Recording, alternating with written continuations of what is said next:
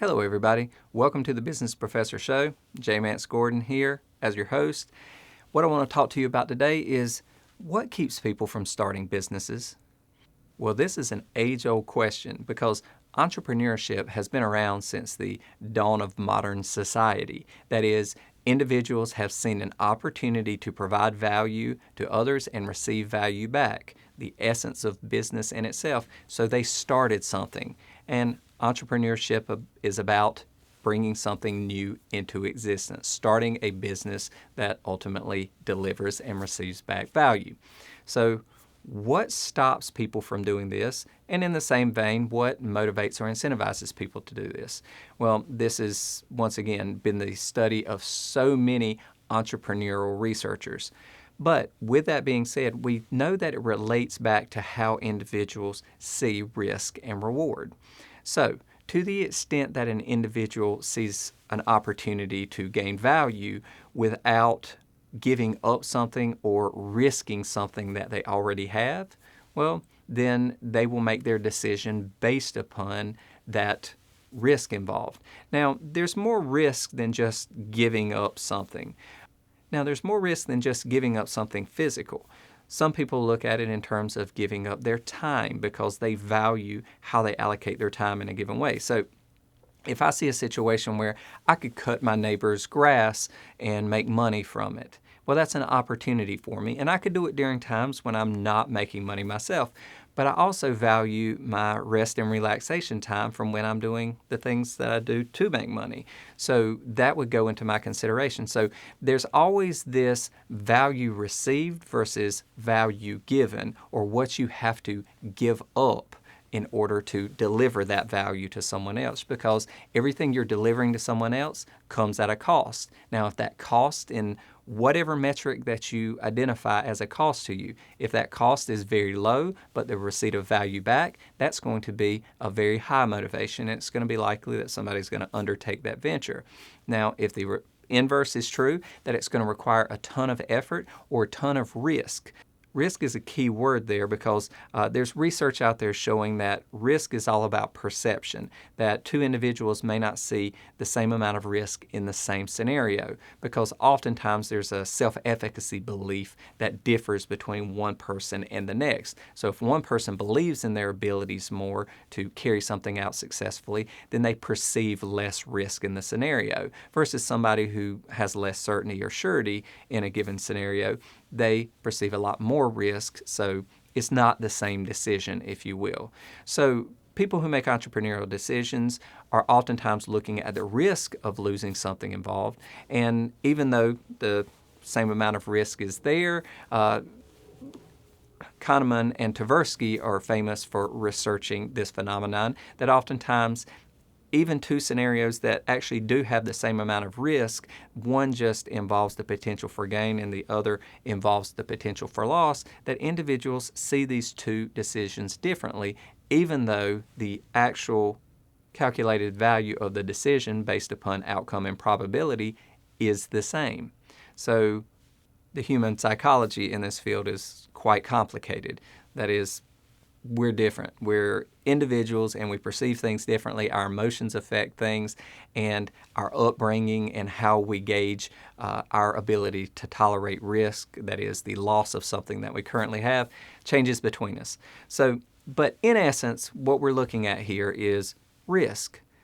What level of risk is there a given situation versus the amount of reward? Now, if someone perceives the reward to be higher based upon the type of value that they want back versus the amount of risk that they entail by undertaking this activity or pursuing this venture or idea, if they perceive that as low, then they are going to do this logical comparison in their mind. Now, I say logical comparison, but oftentimes we don't actually do that logical comparison. We don't write it out, the pluses and the minuses and the probabilities and potential, the way an economist would say we do.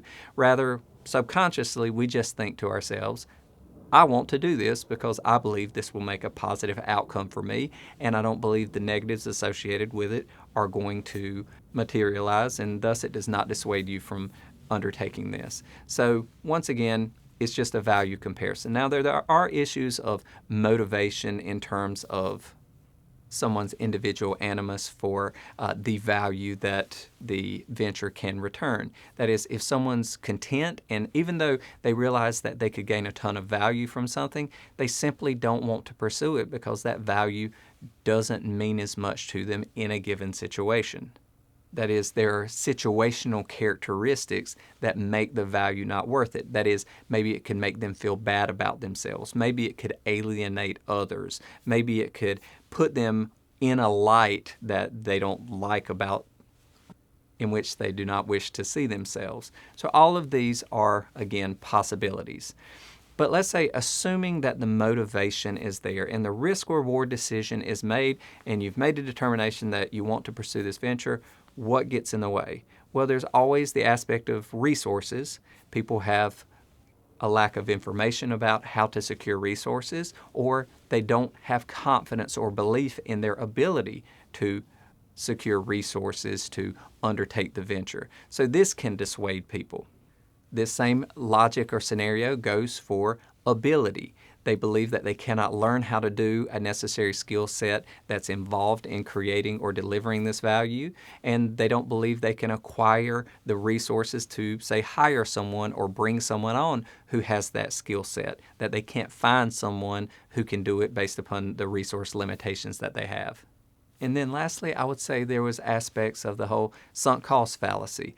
That is, people tend to continue to pursue something that they're already doing rather than pursue something that they recognize as having value, but they're already so invested in this one, they don't want to stop doing this to do this.